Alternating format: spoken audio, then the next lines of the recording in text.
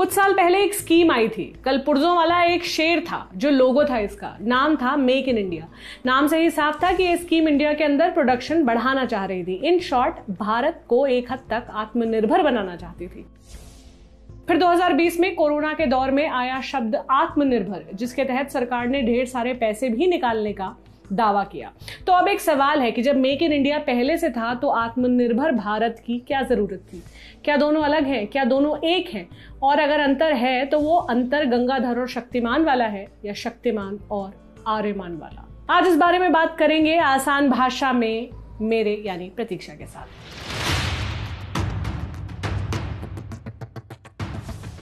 हमारा discussion in points पर होगा। दोनों स्कीम कब आई, क्यों आई, ये स्कीम्स क्या लाई, हमें क्या मिला और क्या फर्क निकला। और हमें ये सब समझाया है अंशुमन तिवारी ने, जिनसे बात की है मेरे साथी अभिषेक त्रिपाठी ने। अंशुमन जी संपादक हैं इंडिया टुडे हिंदी मैगजीन के। इनसे आप दी लल्लन टॉप के अर्थात कार्यक्रम के जरिए भी मिलते रहते हैं। पहला, दोनों स्कीम कब आई, क्यों आई? 2015 में मोदी सरकार ने शुरू किया था मेक इन इंडिया। इसके कई मकसद थे। देश में मैन्युफैक्चरिंग को 12 से 14% सालाना तक बढ़ाना, देश में मैन्युफैक्चरिंग सेक्टर में 10 करोड़ नई नौकरियां पैदा करना, जीडीपी में मैन्युफैक्चरिंग सेक्टर का योगदान 16 से बढ़ाकर 25% तक करना लक्ष्य था 2022।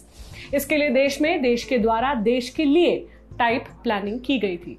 फिर साल 2020 आया, उसमें आया आत्मनिर्भर भारत। आत्मनिर्भर भारत का एक मकसद था कोविड की वजह से 360 डिग्री गुलाटी खा चुकी अर्थव्यवस्था को वापस परपेंडिकुलर खड़ा कर देना।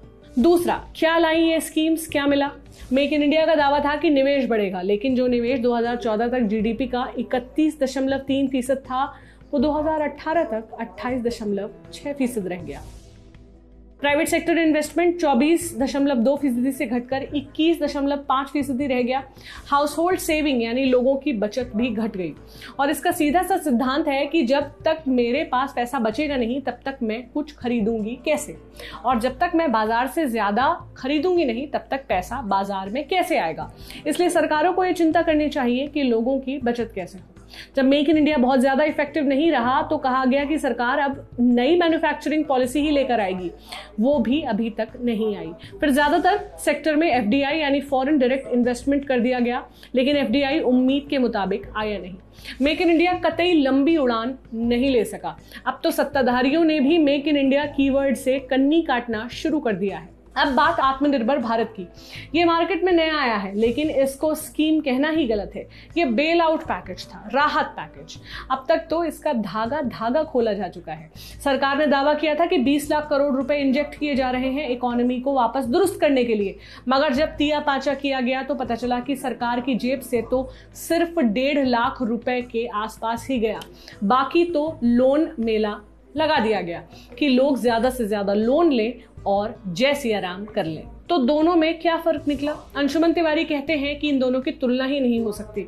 दोनों में बहुत अंतर है। मेक इन इंडिया का तो फिर भी कुछ प्लान था, कुछ सेक्टर सरकार ने आइडेंटिफाई किए थे, कुछ लक्ष्य थे। आत्मनिर्भर भारत का तो कोई प्लान ही नहीं है। ये तो नैरेटिव भर है कि हाँ साहब भारत को सेल्फ डिपेंडेंट बना देंगे, लेकिन कोई भी पॉलिसी नहीं है। अंतर करने की बात तो तब आएगी जब दोनों का प्लान क्लियर हो। एक स्कीम है, दूसरा बेल आउट पैकेज को स्कीम नहीं बता सकते। मेक इन इंडिया तो फिर भी देश में मैन्युफैक्चरिंग की बात करती थी, हालांकि वो भी बहुत सक्सेसफुल नहीं रहा। और आत्मनिर्भर भारत का तो कोई प्लान ही नहीं है। आप क्या बदलेंगे, क्या योजना लाएंगे, किस तरह देसी चीजों का उत्पादन बढ़ेगा, टैक्स में क्या छूट मिलेगी, क्या इनमें से कोई भी बात अभी बताई गई है? यानी कुल मिलाकर ये बात निकली कि मेक इन इंडिया और आत्मनिर्भर भारत में शक्तिमान और आर्यमान वाला अंतर है। एक स्कीम है तो दूसरा राहत पैकेज। एक के लिए प्लान था, चला नहीं चला ये अलग बात है, लेकिन दूसरी बस एक नैरेटिव है, कोई डिटेल प्लानिंग नहीं है। इस नैरेटिव से आप क्या जानते समझते हैं, मुझे कमेंट सेक्शन में बताएं।